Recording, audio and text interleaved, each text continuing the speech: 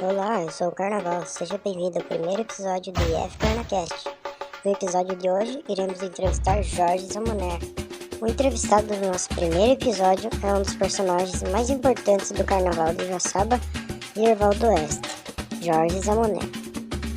Nesse episódio, ele conta sua infância, seu envolvimento com o teatro e com o Carnaval. Quem é Jorge Zamoner?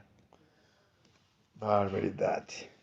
Bom, meu nome é Jorge Fernandes Zamoner. Eu nasci em Joaçaba, moro em Joaçaba. Saí por algumas vezes para estudar, por algumas coisas assim, mas a minha vida praticamente foi toda aqui, né? Estudei aqui na UNOESC, fiz vários cursos. O meu primeiro, inclusive, foi administração de empresas, porque não existia outro, né, aqui na região. Depois acabei optando por uma pós-graduação para ter uma ideia, em turismo e hotelaria. Depois acabei fazendo a faculdade de artes visuais. Aí depois acabei me especializando em educação e acabei fazendo mestrado em educação. E na sequência fiz uma pós em arte terapia e fui indo, enfim. Né? Mas permeando toda essa história, eu casei aqui, tenho 3 filhos e me estabeleci em Joaçaba como um produtor cultural, não só produção cultural, mas enfim, me envolvi sempre com a questão da arte na cidade, né? Sempre foi o que a gente mais teve uma identificação, né? Assim. Certo. Você nasceu em Joaçaba, cresceu Sim, aqui e sim, tal. nasci aqui. E como era a cidade da tua infância, assim? O que tu lembra de Joaçaba de alguns anos atrás? Joaçaba era uma cidade, me parece até na época, ah, mais famosa do que hoje, vamos dizer assim, né? Porque me lembro da minha juventude, claro que era uma cidade pequena, mas a vida da cidade era assim muito forte, porque Joaçaba era tida na época como a capital cultural da região. Fazia sombra até para Chapecó, para você ter uma ideia, né? Aqui era a capital do oeste, Chapecó na época não era quase nada. Então a gente era uma referência cultural para a região, apesar de ser uma cidade bem pequena, né? Mas ela tinha uma cara, assim, como até hoje eu acho que ainda tem, de metrópole, assim, você enxergava, já assim, um buraco cheio de prédio e tal. Então causava uma impressão sempre grande. Mas eu, quando estudava aqui, claro, com todas as dificuldades da época, não tinha toda a modernidade que tem hoje, né? Me lembro que para ir para aula tinha que ir a pezito, no barro, levava um tênis para trocar na sala de aula, como todo mundo, acho que nessa época passou por tudo isso. E depois a vida era mais, vamos dizer assim, mais vivida, né? As amizades, a gente vivia na rua com os amigos, não existia em época nem televisão, imagina que tirar celular. Então, eu falava essa semana até com a Fernanda, era uma vida mais, parece que humana, né? Mais familiar, mais da convivência, da amizade, assim. E Joaçaba também tinha essa característica, mais ou menos isso. Certo. E você tem alguma lembrança de carnaval dessa época? Carnaval aqui na cidade? Tem a partir do momento que a gente começou a se envolver, né? A gente começou a se envolver 70 e... Na verdade, primeiro a gente se envolveu com o teatro, que eu estudava no Colégio Celso Ramos, aqui, que existe até hoje. E ali a gente formou um grupo de teatro, e ali tinha um palco, tem até hoje o Salão do Celso Ramos, que a gente acabou transformando aquilo ali numa sede de um grupo de teatro e a gente convivia muito fortemente ali. E na época, por isso que eu te falo, Joaçaba tinha uma referência, havia uma luta grande para construir o teatro que hoje é realidade, que inclusive foi uma luta de 20 anos para construir, e tinha uma orquestra sinfônica em Joaçaba, que vinham músicos não só do Brasil, vinha da Argentina, Uruguai, Chile, tinha Era uma coisa assim, por isso que é efervescente a questão cultural, né? Tinha o Festival de Corais aqui também internacional. Então era uma vida muito, a nível de artística, assim, muito gostosa até de viver, né, esses momentos. E, e esse grupo, logo depois do grupo de teatro, em 72, 73, depois a gente, o teatro não terminava, eu disse que durou 20 anos, o teatro não terminava, a gente não tinha quase espaço para apresentação ou para o trabalho. Eu lembro disso, assim, parecia que, aliás, de uma certa forma, hoje é meio parecido ainda. O poder público, assim, não se importava com a questão cultural. De um lado, pelo que eu lembro hoje, esses movimentos como o Festival de Corais que existia aqui, a Orquestra Sinfônica, eram iniciativas até pela questão, vamos dizer assim, da cidade ter sido colonizada por alemães, italianos, gente que veio da Áustria, que agora estão em Três Itilhas, ou da Alemanha, italianos que trouxeram toda uma cultura muito forte, né, clássica. Então, o prefeito ou não, as coisas aconteciam, né? Depois, com o tempo, as coisas foram se apertando, como eu te falei. Parecia que, me parece hoje, assim, na lembrança, que não havia mais espaço para gente. E aí começou esse movimento, vamos... Os clubes, eu lembro que tinha que pagar para entrar, só sócio entrava. Então chegava na época do carnaval, a gente não... sabe como que é a piazada? Puta merda, não dá para ir e tal. E começou a se criar um movimento que hoje, não vou dizer que era carnaval, né? No sentido que tem hoje. Sim, Claro, era sim. carnaval de clube, mas jamais a gente pensou que ia surgir um movimento dessa envergadura que tem hoje. Mas daí o pessoal aí tinha uma escola de samba Esquinão, que é ali no Bonato, onde que é essa. É o Sei. Piazada, segundo ele, vamos fazer uma escola de samba Esquinão. Daí surgiu o Esquinão, daí na época já surgiu a Vale Samba, já existia, começou o Unidos do Erval a fazer movimento e começou mesmo que timidamente, mas muito forte, porque era a juventude, né? Não tinha o seu espaço na época, e foi para a rua. Eu lembro então que nesse primeiro ano a gente criou, antes disso até de fazer a escola de samba, tinha os blocos, aí nós vamos nos blocos. O nosso era o bloco do Tejo, que era o Fino Trato, que eu lembro até hoje.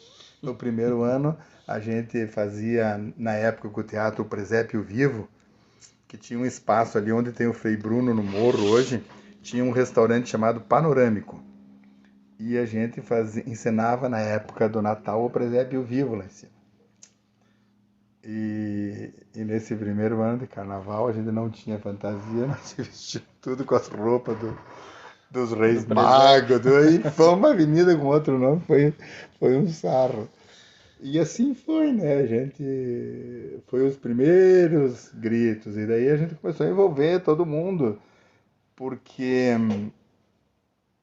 não é que não havia outra opção, mas era a opção do momento. O pessoal começou a brincar ali na rua, daí começamos a fazer gincana para manter, para arrumar dinheiro. Começou aquela onda aí, a gente acabei envolvendo toda a família. As minhas irmãs todas ajudavam a fazer as coisas, e as outras também, né? As outras mães dos outros, e foi envolvendo pai e amigo, e começou a se fortalecer o movimento.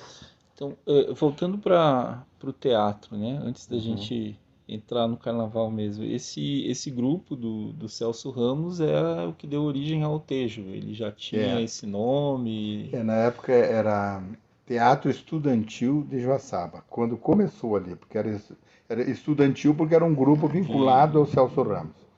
Inclusive a presidente na época era a dona Dulce Fernandes de Queiroz, e foi a dona Cirila Prade, que eram diretoras do colégio, que inclusive parece que naquela época o teatro também era visto com mais, não sei como te dizer, né? Se vou dizer com mais respeito, com mais atenção, né? Porque hoje você olha os colégios, eles parece que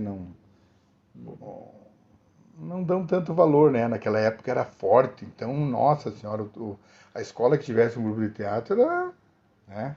Era Teatro, fanfarra fanfarra também, exatamente. Nós é, tinha fanfarra. e as feiras de ciências É, que vinham estudantes de fora. exatamente, É, exatamente. Fazia aquele movimento.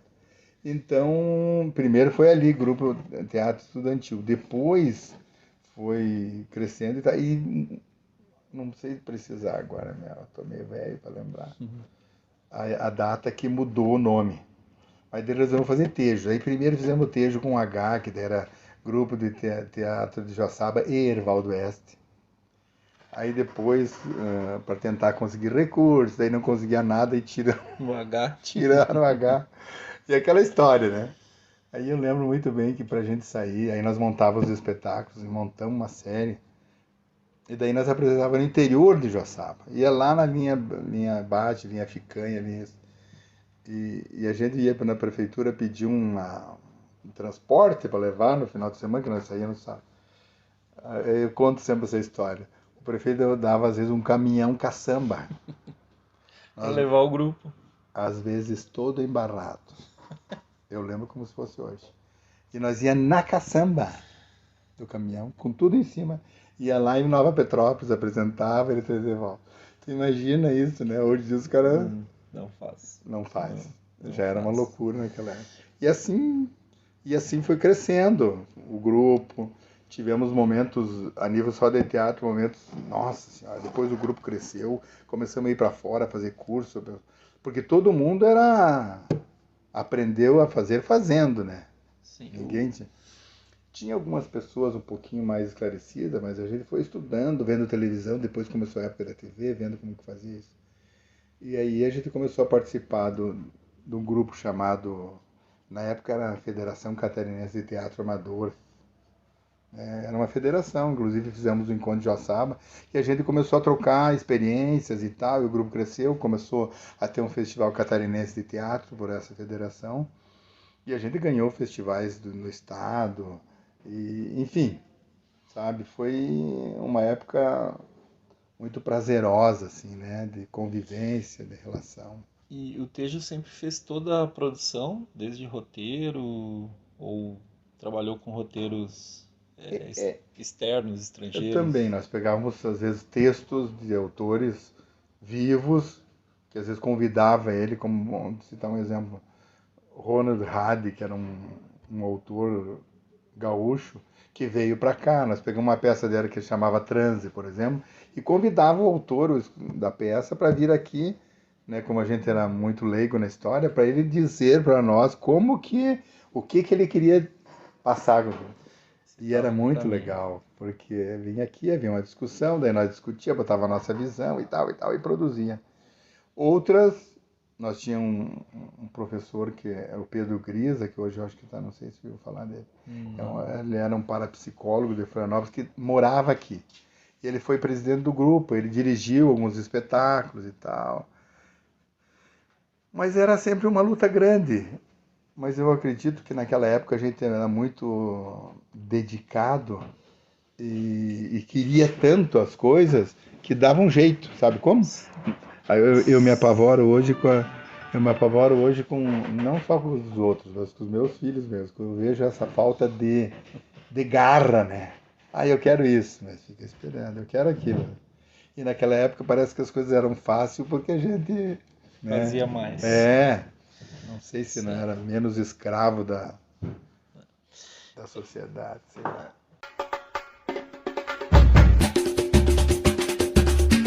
E esse mesmo pessoal do Tejo funda a Vale Samba. Daí nessa época, como eu te falei, parecia que não tinha espaço para o teatro, ou houve um hiato aí, assim.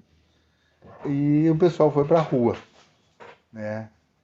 Foi para a rua num carnaval, vamos fazer um bloco, e daí foi, e a coisa entrou numa rivalidade. E surgiu esse esquinão nessa época que eu te falei. A Unidos Erval e a Vale Samba surgiram e começaram a disputar. No começo, a prefeitura não me lembro mais os critérios, mas havia uma comissão jogadora, e um queria ganhar do outro, e foi crescendo de uma forma assim natural, até vou te dizer. Mas em 90, daí já veio, vamos dizer assim, a questão do carnaval, que teve esse salto. Em 94, com o surgimento da Aliança, foi em 94, a fundação, houve uma, vamos dizer assim, uma briga grande, né? Porque a nossa escola era uma escola, era não, acredito que ainda seja, né? Bem popular, assim. Porque no começo da Vale Samba, como não havia, vamos dizer assim, uma cultura carnavalesca, né? Imagina naquela época, a gente criou um sistema, no meu caso, eu e mais uns amigos que fundamos ali do teatro, na época de confecção de fantasia, montagem de enredo, eu montava uma parte, grande parte, e depois juntava normalmente material alternativo, e ia no bairro, vou lá na Flor da Serra, ia lá, achava o líder e dizia, olha, nós precisamos de um líder aqui para montar uma ala. Levava, na época eu acho que tinha uma saveirinha também, levava tudo em cima e jogava lá, dizia, ó, nossa ala vai ser a ala da água. Eu trouxe aqui esses plásticos, e você, o modelo é esse, vocês fazem, beleza. Aí ia no outro bairro, no outro bairro, no outro bairro, e assim a escola se constituiu. Por isso que ela, se você perguntar hoje o que era a Vale Samba naquela época, era uma tormenta quando entrava, né? Porque justamente era essa questão, até hoje eu vejo, era uma questão que ela foi criada da base, né? As pessoas se envolviam diretamente, a pessoa do bairro. Aí como, vamos dizer, você fazia fantasia, mas lá tinha a tua mãe, na casa do vizinho, de noite iam tomar chimarrão e se reunia toda a comunidade e ia fazer as fantasias. Aí claro que no dia do desfile todo mundo queria ver, né? Sim. Aí havia um envolvimento muito forte. Já havia cobrança de ingresso nessa época, nesse início. Aí tinha pouco, mas tinha. O que aconteceu aí com o surgimento da aliança? A coisa começou a ficar muito profissional, né? O Carlos, é que nem o César diz, o Carlos foi bom e ao mesmo tempo foi ruim pro carnaval nesse momento. Bom por quê? Porque ele botou muito dinheiro e nos obrigou a usar a criatividade, né? Para acompanhar. E a gente ganhou assim 4, 5, 6 anos seguidos deles. Aquilo era um prazer, porque sabe o que é? Lutar contra o grandão, o Golias e o...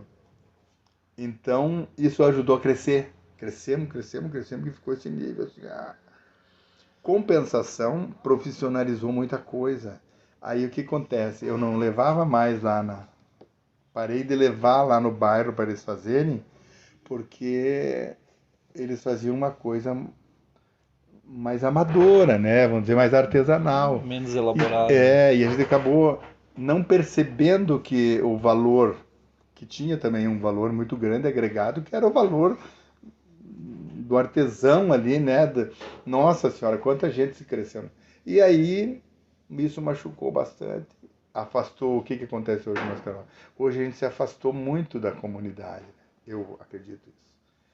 Por isso que tem gente que fala mal, tem isso que o de prefeito bota dinheiro lá. Naquela época vinha 1 milhão do Estado só para investir ali, vinha não sei o que, vinha dinheiro e todo mundo concordava e apoiava. Claro, porque justamente aí é o que eu digo hoje, gente, nós temos que parar, voltar para trás e rever nossas questões, senão nós vamos morrer na praia, né? Voltar para um carnaval mais comunitário. Então, exatamente, eu acho. E até eu falei, vamos tirar essas arquibancadas um ano para ver como funciona. Porque a arquibancada também cria um distanciamento. Porque daí ou você paga ou você não vê. Porque eles fecham tudo, você já viu ali, né? Já. E proíbem, inclusive, tem coisas hoje que eu questiono ali na liga, eles concordam.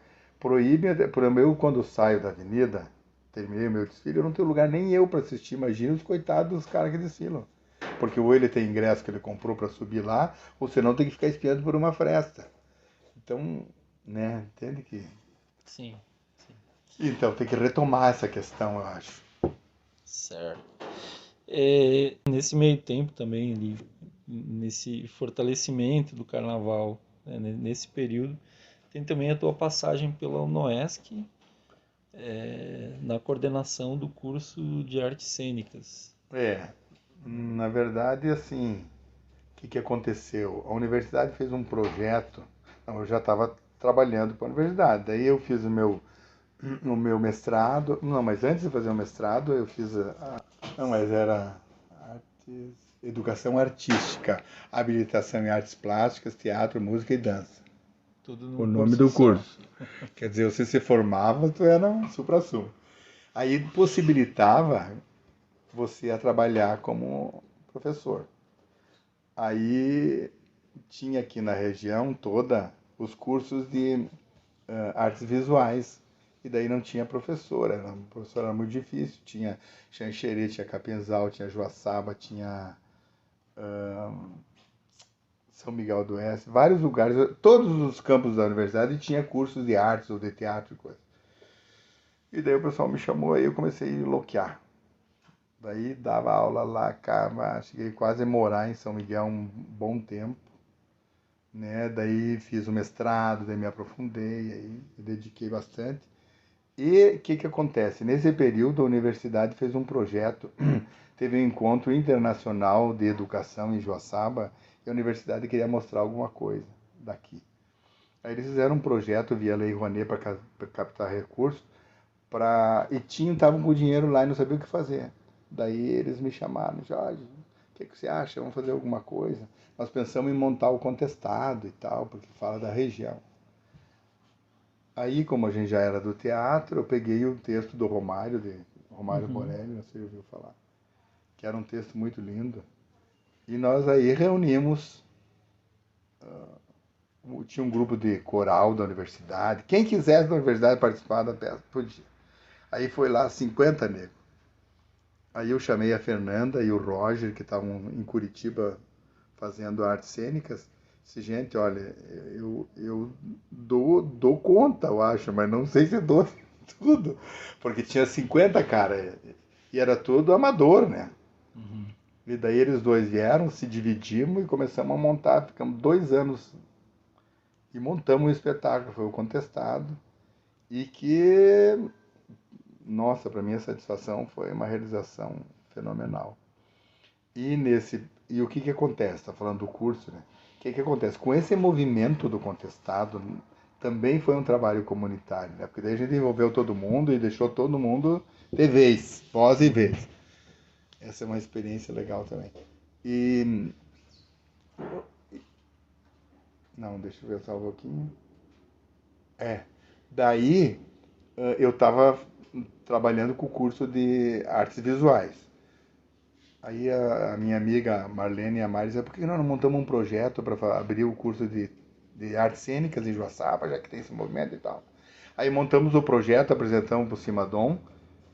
Aí, como sempre, se tiver no mínimo 50 inscritos, eu abro. Aí nós fizemos, como tinha toda essa tropa do teatro, eu briguei, mal dizer, né? Gente, pelo amor de Deus, nós temos que abrir o curso e se inscreva. E deu uma carrada. Sei lá, deu quase 100 candidatos. Ele ficou louco. Beleza. Abrimos o curso. Daí, para variar, muita gente acabou se afastando, sabe como que é? Porque o objetivo aí do povo também não era bem se formar, né? Não, aí não nós, tinha.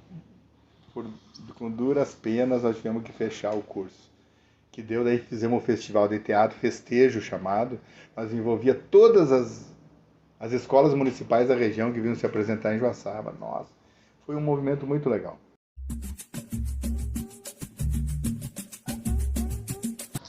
E nesse tempo, né, desse teu vínculo mais próximo com a universidade de alguma forma manteve alguma relação com o carnaval? Algum apoio, alguma participação? O carnaval não entrou na universidade. Para ser bem sincero contigo, a gente estava lá dentro como uns doidos, porque daí tava todo mundo lá. A Fernanda dava aula, tinha o Pedro, tinha essa tropa que você vê aí, que são teus amigos também, estavam tudo lá dentro. O carnaval, na época áurea, vamos dizer assim, onde o governador, porque teve um momento assim em Joaçaba que o... como que era? Era o Pedro Ivo? Não. Era o Pedro Ivo, né? Não. Depois o Luiz Henrique. O Luiz Henrique. O Luiz Henrique era da arte, né? Pelo menos para nós. Ele veio todos os anos assistir o Carnaval em Joaçaba. Passei muita raiva também com tudo isso, porque a gente lutou muito e você fica triste porque umas sementes que você via de longe que podiam ter frutificado. Não posso dizer que não, né? O curso de arte cênica, por exemplo, a Ingrid, o Fábio, essa turma se formou. E isso existe graças ao curso, não? Esse movimento que você vê pequeno, mas foi a semente que ficou, né? Sim, graças gente a Deus. Que vive o teatro e que tem como profissão, inclusive, sim, né? Sim. Não, e coisas que na época... Não, porque na época de formar o curso, era para ser um bacharel. Quando nós formamos. Mas como o pessoal, havia um preconceito muito grande, ainda há, né? Eu me lembro até como se fosse hoje. Ele ligava para os caras, vamos se inscrever no curso de arte cênica. Cansamos de aluno dizer, eu não vou se inscrever. Eu queria muito, mas meu pai não quer, porque já me perguntaram, isso é coisa de vagabundo, né? Eu vou ganhar o quê pior, depois? Vou trabalhar no quê? Aí a gente optou por fazer uma licenciatura. Porque daí nós argumentamos, não é para trabalhar no teatro, é para ser professor. Aí ajudava um pouco, senão... Isso ficava mais aceitável. É. Então, eu li a tua dissertação, a gente vai... Depois eu pretendo voltar a falar nela. Mas antes, assim, eu dei uma procurada, eu não encontrei outros trabalhos importantes assim dentro da pós-graduação da UNOESC, por exemplo, do mestrado em educação voltado para o carnaval. Tu conhece algum outro trabalho, assim, alguma ação da universidade nesse sentido? A tua dissertação foi a única... Não, tanto eu resolvi escrever porque a minha orientadora, que era a Graciela Ormezana, era uma argentina que dava aula aqui. Ela disse, Jorge, por favor. Ela vinha para o carnaval antes mesmo de ser minha orientadora. E ela achava uma coisa do outro mundo. Ela vinha de lá. Vinha de lá, para você ter. Quando eu fiz Não, bem antes. Quando eu pensei em fazer isso, procurar um tema, ela disse, mas não vai procurar nada? Você já está dentro do tema. Ela disse, você vai contar a história, que é o ideal e tal. Aí eu fiquei feliz até, porque disse, bom, então eu vou poder conseguir registrar. Ela me deu todo o apoio e nós fizemos esse livro. Não fizemos esse livro.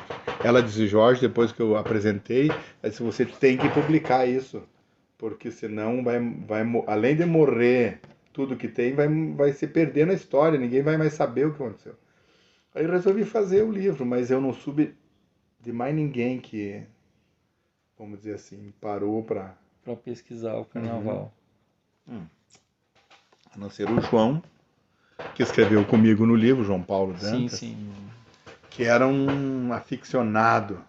Ele que fez, inclusive, a maior parte das entrevistas que deu todo aquele capítulo sobre essa influência ali que nós achamos que era, porque a nossa grande incógnita na época era tentar compreender isso que você no começo me falou, né? Como que uma cidade como a nossa, com uma colonização, nós todos de origem, não teria nada de africano, né? Apesar que eu ainda hoje tenho minhas dúvidas do que foi mesmo que surgiu. Então, no livro você fala de algumas pessoas que foram importantes, inclusive. A Dona Maria dos Prazeres e a Dona Cecília Grazel. E mesmo assim, a gente vê a Dona Maria, que era mãe de santo, ou o pai dela, ambos envolvidos com religiões de matriz africana. E a Dona Cecília, austríaca, filha de austríacos e tal, bailarina clássica. Né? O que você conhece da história dessas duas personagens? Na verdade, a Dona Cecília eu nem conhecia. Daí, quando eu comecei a fazer a pesquisa para o livro, aí o João descobriu informação aqui, ó, a dona Cecília, lá tem um livro com um monte de fotografia do carnaval, da época que ela era jovem, né? Aí nós fomos, eu fui na casa dela, eu e o João sentamos com ela era viva ainda, né? E ela mostrou, inclusive no livro tem algumas fotos que ela forneceu, e a gente ficou assim impressionado, fiquei impressionado na época das histórias que ela contou, porque com a Maria dos Prazeres eu não consegui, porque na época eu precisava das informações, ela já havia falecido, mas o João tinha tudo catalogado e gravado, né? Eu acho que vou te dar o chimarrão, porque se eu estou falando... Cuide que tá fervendo, já disse. Tem que mexer um pouco na bomba aqui também. E ela contando pra mim, e eu escutando, assim, é uma coisa impressionante.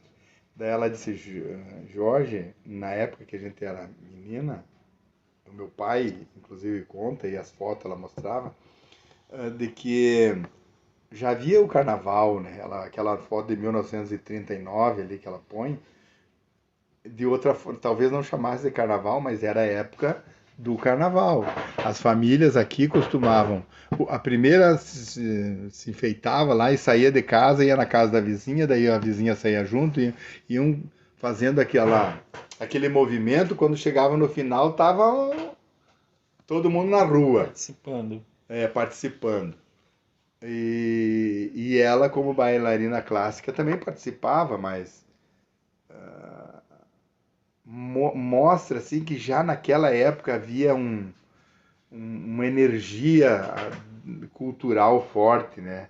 Mas eu acredito assim, a gente sentia dela isso, era justamente porque veio, né? Com esse povo que veio de lá. Porque eu andei estudando sobre meus avós, meus bisavós, meu pai, minha mãe. Depois comecei a pensar, todo mundo tinha alguma coisa. O meu pai tocava gaita, a minha mãe cantava no meio do mato. Às vezes eu fico, se eu conto os meus filhos dão risada. Eu disse, mas eles moravam no mato, né? Mas você vê o que era, né? E depois de um tempo eu me lembrei, meu pai tocava gaita, acordeão, né? Não sei se era acordeão na época, mas eu acho que era acordeão na época, tinha acordeão já. Mas ele tinha gaita, eu lembro bem. E assim sucessivamente. Aqui tinha um movimento grande dos moradores dos Calhares, de um pessoal que a gente conhecia aqui, que se envolviam com essa questão artística. Tanto que, para ter numa cidade como a nossa, uma orquestra sinfônica, tinha que ter público, né? Pois é, essa é uma coisa. Eu não sou daqui, eu vim para Joaçaba em 2014, para Luzerna, na verdade. E aí, conversando com algumas pessoas ligadas à cultura, ligadas à arte, aqui todo mundo fala: ah, porque Joaçaba não tem mais nada, porque Joaçaba não tem, porque Joaçaba acabou.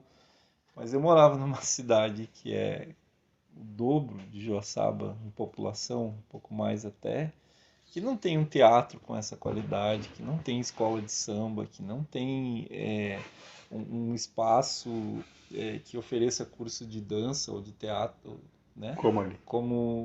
Então, para mim é um pouco estranho, assim, parece que vocês aqui reclamam de barriga cheia ou de um passado que foi muito maior do que o que sobrou atualmente, né? É interessante você colocar isso. Eu acho que é um pouco isso. E um pouco também porque quero pensar bem, às vezes eu fico pensando, porque hoje eu ainda não entendo, depois de toda a minha vida, que eu já estou com meus 60, ela vai virar, por que existem pessoas que falam mal do carnaval, da cultura em geral, né? Ainda falam, ainda você A gente viu recentemente. Você acompanhou aquele? Sim. Não é inconcebível. Mas uma parte eu acho que é porque a gente teve essa referência e teve aqui dentro. Eu cansei de ir no Clube 10 de Maio, quando era piazão, aqui no clube ali na Resquinão, assistir a Escajo, que hoje o teatro pertence a Escajo e que era a orquestra sinfônica. Tinha mais gente quase pro lado de lá, querendo dizer outro, do que pro lado de cá. E isso morreu. Bom, eu fiz um textinho ali, eu acho que você chegou a ler no meu livro. Sim. E isso eu não compreendo como que os dirigentes deixam morrer um negócio desse. E era como se fosse hoje. Hoje tem gente que diz, Jorge, quando você morrer vai acabar o carnaval. Eu me lembro que a gente dizia, porque na época os caras que tocavam violino, eu me lembro, não lembro o nome deles, os velhinhos, eram tudo gente que veio de fora, os alemães. Nós dizia, ó, para os políticos, se eles não aproveitarem esse conhecimento que esses caras deem aula para as crianças, eles vão morrer e vai acabar tudo. Pois, entendeu? A orquestra acabou. Acabou porque não tem como, né? Ela era mantida por amor, né? Eram outras épocas, né? O cara viajava lá da Argentina até aqui só pelo prazer de passar uma noite tocando, ou violino, ou o que fosse. Você vê. Bom, eu já fiz muito disso. Mas hoje ninguém mais faz, né? Por amor, amor se foi. Eu acho que é isso. Esse é o grande problema. Que pouca gente se dedica. Mas essa questão que você colocou, eu fiquei bem pensativo. A gente tem muita coisa ainda. Se a gente não se cuidar, a gente vai perder também. Tem esse risco também. Bom, a gente está falando aqui de universidade e tal, do mestrado. Na tua dissertação fala sobre o papel educativo ou que o barracão também ensina, né? A escola de samba, ela também educa, Sim. né? Mas isso já faz um tempo, né? Já são mais de 15 anos da tua dissertação. Como é Sim. que tu olha para isso hoje? A escola de samba, o barracão, a vida aqui dentro, né? Na produção desse espetáculo, ela acrescenta, ela poderia trazer, por exemplo, estudantes, gente mais jovem para cá, para conhecer isso, para trabalhar aqui. Ah, Humberto, olha, quando eu estava na universidade, que eu era professor, eu poderia ter agora eu vou falar para você assim, mas posso te dar precisamente. Inclusive tem uma foto, duas no meu livro e falo o que você está colocando. Eu tinha algumas disciplinas que eu já combinava com os alunos e reservava para trazer eles para passar. Eu trouxe umas 4, 5 turmas, de São Miguel, de Xanxerê, de Capinzal, montava um esquema com eles, para eles ter a disciplina em janeiro ou fevereiro, na época de férias, porque o curso já era em regime especial, né? Muitos deles eram em regime especial. E vinha para o barracão para esses, porque a turma era um curso de professores, e eu trazia eles para fazer a disciplina dentro do barracão, para conhecer. E eu sempre fazia no final uma avaliação. Eu quero que vocês escrevam o que foi, se valeu a pena esses dias e tal. E, inclusive, muitos depoimentos eu tinha que eles diziam, olha, quem não passou por aqui jamais nós jamais seremos os mesmos, né? Porque é o que eu coloco, e digo sempre, quando o cara sai da faculdade ou sai formado, com a ilusão de que a escola conta para ele, de que quando ele se formar, a vida tá resolvida, depois que ele pega o diploma, Que começa. no espaço onde você tem a prática, né, que nem no caso eu dava a parte de artes e criação, jogava tema para eles, e eles tinham a oportunidade de mexer em tudo dentro do barracão para criar algo. E eu era meio louco, sempre fui louco. Eu dizia, professor, mas como que é que faz? Eu disse, eu não sei. Vocês têm que saber mais do que eu, porque eu não sei como que faz isso. Vocês têm que fazer. Porque eu, quando estou aqui no barracão, o cara me dá um tema, eu tenho que falar sobre o lixo ou a preservação, eu tenho que transformar essa ideia abstrata em concreta. Resolva isso. A vida vai te exigir isso. E essa experiência é uma experiência única, né? A escola nunca te dá isso. Você normalmente tem uma receitinha lá. Então eles diziam, gente, que coisa louca, que é isso? Eles saíam daqui alucinados. E é meio isso, sabe? O chão do barracão te dá a vivência, te dá a experiência, te dá a prática. E além de tudo isso, te dá a possibilidade de aprender que você sozinho às vezes não faz nada, que o trabalho conjunto, né, social, comunitário, da amizade, do prazer, da luta, da angústia que dá essa coisa de você ter que resolver algo que não tem solução, tem um prazer que não se explica, né? Quando você chega num resultado. É o estresse que faz bem, né? É os processos de criação que eu falava para eles também. Então eu acho que não acho, eu tenho certeza. Inclusive quando o Armindo era prefeito, eu mandei um projetinho para ele, prefeito. Que tal a gente fazer as aulas das escolas municipais de artes dentro do barracão? Olha, nós se propomos. O senhor manda a professora vir aqui com eles e eles podem fazer. É bom para nós, porque daí de repente nós vamos pintar um negócio. Talvez nem desse certo, mas havia uma experiência muito legal. Hoje essas crianças podiam estar. Né? Isso você passou quantos anos? 20, 30 anos. E é meio isso, sabe, Humberto? Eu fiquei meio desacreditado desses caras. Eu só não desisto porque eu acho que tá no sangue. Daí tem a Fernanda, daí a família toda se envolvia, os amigos, tudo, né? É um panelão. E às vezes quando me dá uma baixa assim, eu digo, não posso. Não posso arriar, porque o povo tá aí, eu preciso. Mas é meio isso, né? Hoje a tua dedicação é exclusiva para acadêmicos. Eu sou aposentado, eu me aposentei na universidade faz, nossa, acho 10, 12 anos. E daí você vai fazer o que depois de aposentado? Com quantos anos você tá? 49. Mas se aposentar é uma ilusão, né? Porque daí você começa a se sentir inútil. Não vejo a hora. Mas tudo bem, se fica um tempo aposentado, mas depois começa a dar uma sensação Preciso de fazer alguma vazio, coisa. mas tá convidado, vem aí fazer umas maluquices. Eu sou péssimo com artes. Nossa. Não, tipo senhor. Olha, aquela experiência que eu te falei do contestado me ensinou que a gente aprende com as pessoas que mais você acha que não sabe nada. E na escola de samba, eu me lembro, só com uma experiência com você, de um soldador, o Chilim, bebia bêbado, cai nas valetas até hoje. Mas quando ele estava no barracão, eu quero fazer isso, ele junto comigo fazia coisas que eu dizia, porra, mas como esse cara tem essa ideia? Um cara, por isso que eu digo, o cara que você acha que é um ignorante, na verdade, te ensina mais do que o cara que acha que sabe. Porque o cara que acha que sabe é o que não te ensina, né? Você é o superior. E a gente aprende muito. E no teatro, agora você diz que não sabe, eu me lembro que tinha, nossa, pessoas, tinha ali donas de casa, professoras, que nunca entraram num palco, davam um show depois de um tempo. Só adquirir confiança, né? Certo. Mas então, o barracão tá aberto.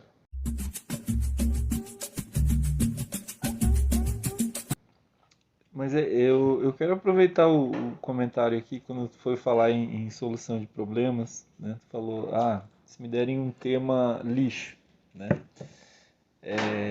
E aí eu lembrei de um famoso desfile das escolas do Rio, né?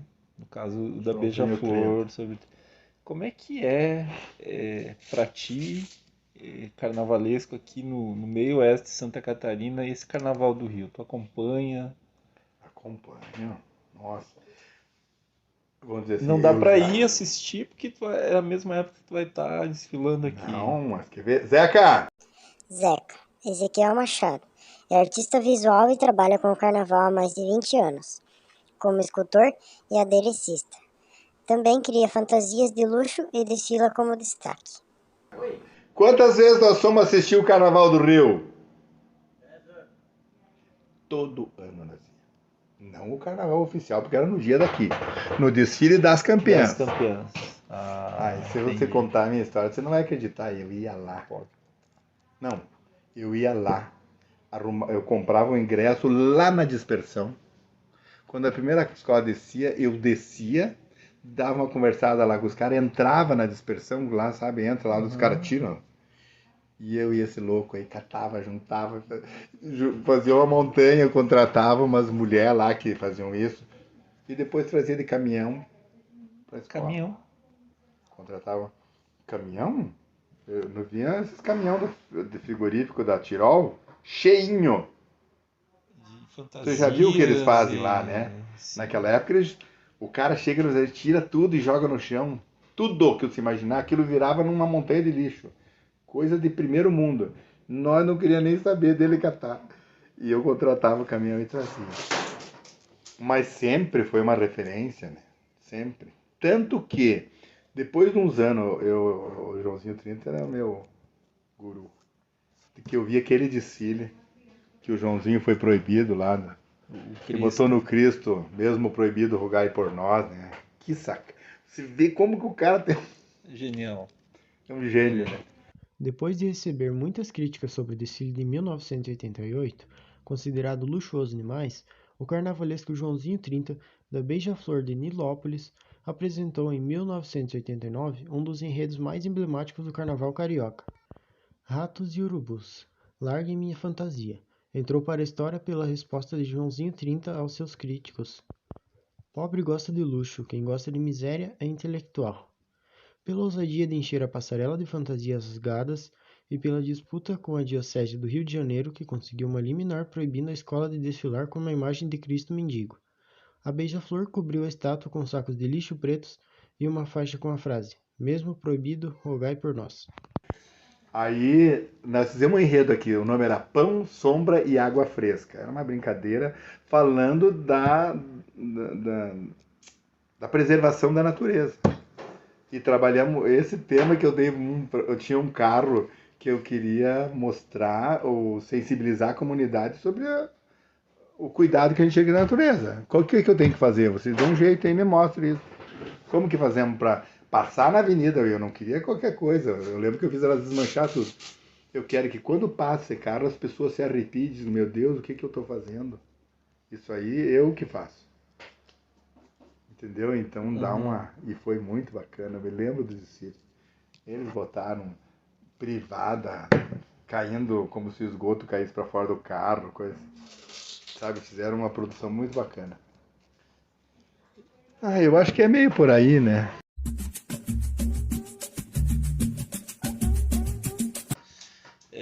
Falando de enredos, assim, já tem muitos, né, produzidos na Vale Samba, na Acadêmica.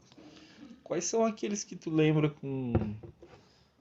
Não que tenham sido melhores ou que tenham sido campeões, assim, mas aqueles que tu lembra com mais carinho ou que foram mais difíceis ou mais gratificantes de produzir? Gratificantes. Não sei se é porque é recente, mas um que me gratificou bastante foi um dos últimos, que era esse, sobre a coragem, que teve um sentido muito grande para mim, porque eu revivi muitas coisas da minha vida, né? No sentido assim, porque o samba enredo fala muito dessa questão de como você enfrenta a vida, né? A coragem que você tem para enfrentar as coisas. E daí eu lembrei de muitos momentos da minha vida que eu precisei ter essa persistência, mesmo até sem saber muito. Esse foi um recente, um bem antigo foi o do Contestado mesmo, que a gente contou a história da região aqui, da guerra. Não sei se você conhece, se tu leu. Porque falava de você, né? Eu gostei. Todos os enredos todos não digo, mas 90%, eu sempre optei por fazer enredos que tivessem uma certa conexão comigo ou com a história da minha comunidade. Por exemplo, nós fizemos a imigração austríaca no Brasil, fizemos a imigração italiana no Brasil, que daí botava os grupos italianos para a avenida, botava a família, botava, sabe, puxava todo mundo contando a história. E unia a família inteira, né? Nos carros e tudo. Depois falamos sobre essa questão do contestado. Aí o enredo que nós ganhamos com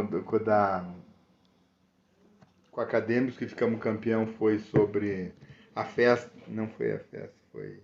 A grande festa No Vale do Contestado, acadêmicos faz uma grande festa cultural.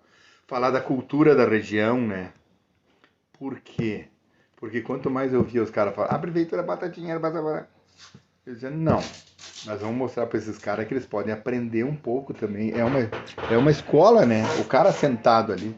E hoje eu te digo uma coisa, você não é de Joaçaba. Da onde que você é mesmo? De Farroupilha, Rio Grande do Sul. Vou te dizer uma coisa, faz 40 anos que a gente faz carnaval aqui. Essas pessoas que falam e também que não falam, não seriam as mesmas se não fosse o carnaval, sabe? Porque tu assistiu alguns desfiles, né? Nossos. Sim, sim.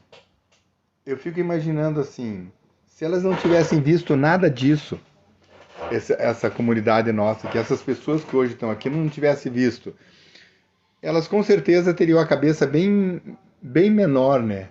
Bem menor, no sentido, bem mais fechada. Porque eu acho que o carnaval fez com que elas tivessem essa visão da arte que eu acho que o carnaval dá enorme, né? Porque você vê ali todas as formas de expressão, né? Você vê o cara dançando, o cara cantando, o cara brincando, o cara desenhando. Se você for imaginar para surgir... É que as pessoas às vezes só olham e não analisam. Mas aquele contexto tem uma profundidade tão grande de tantas pessoas juntas, porque desde o cara que escreveu, bom, primeiro o cara que teve a ideia, nós fazemos uma discussão para descobrir do que nós vamos falar. Ah, vamos falar sobre a coragem. Imagina eu ter que fazer uma pesquisa, né? Quem é símbolo da coragem? E vai. Daí vamos desenhar o quê? Como que plasticamente vai ser isso? Como que vai ser a alegoria? Como que vai ser as esculturas que vão representar? Qual é a simbologia disso? Né? As cores disso? Aí é a música. Quem vai escrever o samba? Quem vai botar a música? Tu imagina que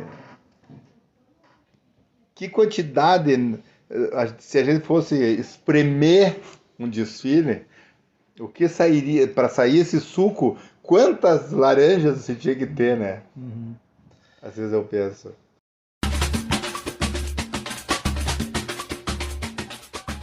Qual é o peso do título? Ele é importante para a escola em que medida? Ser campeão do carnaval. Infelizmente, a Fernanda é contra a competição. Mas a minha discussão, eu e ela sempre discutimos, pai, eu sou contra essa coisa que é de, de, de competição. Isso não devia existir. Mas eu discuto com ela, assim, discuto não, converso, minha filha, você depende pro lado que é levado. Porque, por exemplo, o carnaval, é que a nossa sociedade é competitiva em tudo, né? Então, se não tem a competição, eu percebo o seguinte, o pessoal não dá o que pode. Ele não dá tudo que tem. Se tem uma competição, o cara é uma energia que ele busca, né? Eu acho que é próprio do ser humano essa coisa de querer ganhar do outro da competição. Uhum. Porque eu não entendo. A minha escola, por exemplo, no começo, acadêmicos, por exemplo, nós começamos. E todo mundo, não, mas nós temos que ser campeão, nós temos que ganhar esse ano. Então, parece que era uma loucura aquilo, sabe? Sempre perseguindo. E quando ganha, aí nós vamos continuar. Parece que aumenta a dedicação, a força, a garra. Não que seja. Eu cheguei num ponto assim, numa época, claro que ganhar faz bem para qualquer um, que eu já não ligava mais. Eu queria ver a coisa acontecer, né? Claro, esse último título foi uma coroação, porque era o ano que eu fazia 40 anos de carnaval. Eu disse, puta, bem que eu podia ganhar aí. E foi 2019. 2019. Aí depois teve o desfile em 2020, agora o próximo 2023. Agora? Certo. Bom, a gente está caminhando para o fim, pelo menos por hoje. E eu queria retomar a questão da educação, a questão não exatamente da universidade, enfim, mas da escola, né? Esse podcast ele é financiado por uma instituição que oferece tanto ensino médio quanto ensino superior, né? Nós temos atualmente só engenharia. mas a gente tem que atuar nos arranjos produtivos, sociais e culturais de onde a gente está inserido. Como que o IFC poderia contribuir com o carnaval? Carnaval especificamente Joaçaba. Nossa, de N formas, né? Eu teria que pensar para... Por exemplo, eu teria que saber um pouquinho mais a fundo o IFC atua. Nossa, eu diria assim, de um projeto, né? De um projeto de desfile, as dificuldades que eu ainda tenho, sempre tive.